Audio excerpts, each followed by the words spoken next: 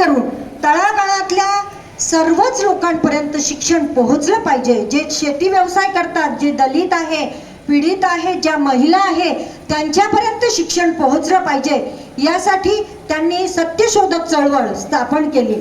विद्येविना मती गेली, मतीविना नीती गेली, नीतीविना क्षुद्र खचले, एवढे अनर्थ एका अविद्येने केले आणि ही गोष्ट त्यांनी समाजापर्यंत पोहोचवली आणि हा शिक्षणाचा प्रसार बहुजन समाजामध्ये व्हावा यासाठी सत्यशोधक चळवळीच्या रूपाची जी मशाल होती, ती जे विचार होते ते घेऊन अनेक कार्यकर्ते महाराष्ट्राच्या कानाकोपऱ्यात गेले।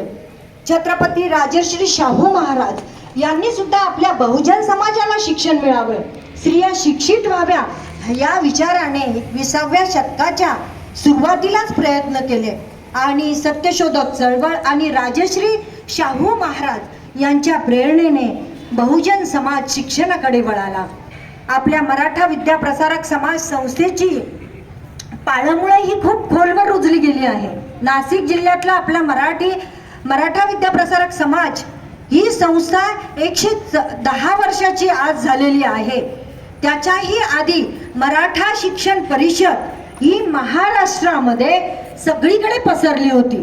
ही आपली नाशिक जिल्ह्यापुरतीच मराठा विद्याप्रसारक समाज नाशिक कार्य करते, परंतु छत्रपती शाहू महाराज आणि सत्यशोधक चळवळीचे विचार घेऊन अखिल भारतीय मराठी शिक्षण परिषद ही कार्य करते।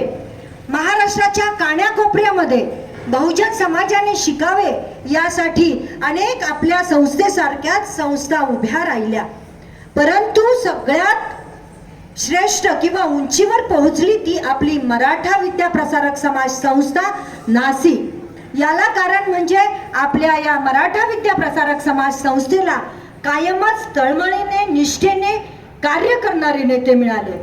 कर्मवीर रावसाहेब थोरात यांनी आपल्या मराठा विद्याप्रसारक समाज संस्थेचे रोपण केले आणि आज त्याचा वटवृक्षातलं रूपांतर आपण बघतो आहोत।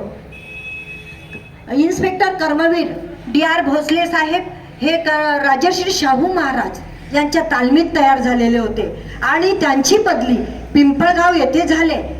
त्यांची